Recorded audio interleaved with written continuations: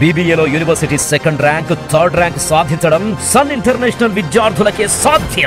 నమస్తే Telugu one news కి స్వాగతం. నేను రూపానాథళ్ళ. మరోసారి బయటపడ్డ బీజేపీ బీఆర్ఎస్ మధ్య అక్రమ సంబంధం. అదేదో అన్నట్లు తాను చేస్తే శృంగారం, ఇతరులు చేస్తే వ్యభిచారం అన్నట్లు తయారైంది బీఆర్ఎస్ వైఖరి. 10 ఏళ్లు అరాచక పాలన సాగించిన బీఆర్ఎస్ కుటుంబం కాంగ్రెస్ పార్టీ మళ్లీ అధికారంలో రావడాన్ని బీఆర్ఎస్ ఓర్వలేకపోతోంది. ఐటీ మంత్రిగా ఉన్నప్పుడు బినామీలకు వేల కోట్ల రూపాయలు కట్టబెట్టిన కేటీఆర్ దొంగనే దొంగ దొంగ అంటూ అరిచినట్లుంది. బీజేపీలో బీఆర్ఎస్ విలీనమని వార్తలు ప్రసారం చేసిన మీడియా సంస్థపై కోర్టులో కేసు వేసింది. తాను పతివ్రతను అన్నట్లు ప్రదర్శించే ప్రయత్నాలు బీఆర్ఎస్ చేస్తోందని నెటిజన్లు అంటున్నారు. చాణక్య రాజనీతి శాస్త్రం ప్రకారం శత్రువు మిత్రుడు అన్నట్లు కాంగ్రెస్ ను నిలవరించడానికి బీజేపీ బీఆర్ఎస్ ఒకటయ్యాయి. ఇండియా కూటమిలో కూడా లేని బీఆర్ఎస్ ఎన్డీఏ కూటమికి మద్దతు తెలుపుతోంది. తీహార్ జైల్లో ఉన్న కవితను విడిపించడానికి బీఆర్ఎస్ చేసిన ప్రయత్నాలు అన్ని ఇన్ని కావు.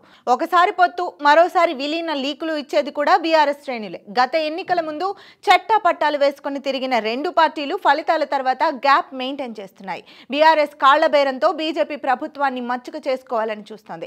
కవితను విడిపించడమే టార్గెట్ గా బీఆర్ఎస్ పావులు కదుపుతోంది. రేవంత్ రెడ్డి అమెరికా నుంచి వచ్చిన తర్వాత బీఆర్ఎస్ బీజేపీకి మరింత దగ్గరైంది. కాగితం మీద రాసిచ్చిన ఫిర్యాదు ప్రకారం ఈడీ కేసు నమోదు చేసింది. ఈడీకి దేశవ్యాప్తంగా అనేక ఫిర్యాదులు వచ్చినప్పటికీ కేసులు నమోదు చేయని బీజేపీ ప్రభుత్వం బీఆర్ఎస్ చేసిన ఫిర్యాదును స్వీకరించి దర్యాప్తు ప్రారంభించింది. తన అక్రమ సంబంధంతో బీజేపీ రంకుమొగుడు అని బీఆర్ఎస్ మరోమారు నిరూపించుకుంది.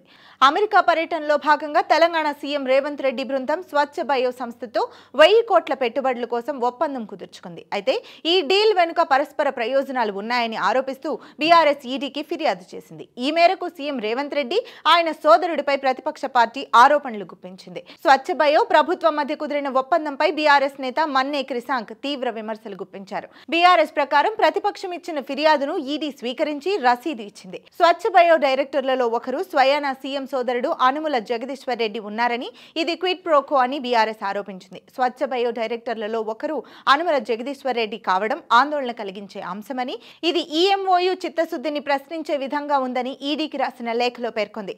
అమెరికాలోని ఫిలడెల్ఫియాలో సీఎం అధికారిక పర్యటనకు కేవలం 15 రోజుల ముందు స్వచ్ఛ బయోను తెరపైకి తీసుకువచ్చారని ఫిర్యాదులో పేర్కొన్నారు. హైదరాబాద్లోని జూబ్లీహిల్స్ లో రిజిస్టర్ అయిన ఈ కంపెనీ ఇప్పటి వరకు ఎలాంటి క్రియాశీల వ్యాపార కార్యకలాపాలు నిర్వహించలేదని, ఇది షెల్ కంపెనీ అని ఆరోపించింది. ఈ కంపెనీని అమెరికాలోనే ఎందుకు ప్రకటించారు? ప్రయోజనం ఏంటి? ఈ కంపెనీలో విదేశీ నిధులు ఉన్నాయా? మనీ లాండరింగ్ ఉందా అనే అంశాలు తెలియాల్సి ఉందని పేర్కొంది. ఎంఓయూపై సంతకం చేసే సమయంలో రేవంత్ రెడ్డి పక్కన హర్ష పసునూరి ఉండడంపై కూడా తన ఫిర్యాదులో బీఆర్ఎస్ అనుమానం వ్యక్తం చేసింది. ఎంఓయూపై సంతకాలు చేసిన సమయంలో సీఎం పక్కన ఉన్న వ్యక్తి పసునూరి హర్ష అని వెల్లడించింది. హర్ష పసునూరి సీఎం సోదరుడు తమ ఆర్థిక పరిస్థితిని వివరించాలని, 1000 కోట్ల పెట్టుబడులు ఎలా పెడతారో చెప్పాలని డిమాండ్ చేసింది. ఈ విషయంపై అధికారులు సమగ్ర విచారణ జరపాలని కోరింది. ఇది పూర్తి అవినీతిమయమైన ఎంఓయూ అని, కాబట్టి అధికారులు తమ ఫిర్యాదును స్వీకరించి స్వచ్ఛ బయో డైరెక్టర్లతో పాటు రేవంత్ రెడ్డిపై న్యాయ విచారణ జరపాలని కోరింది.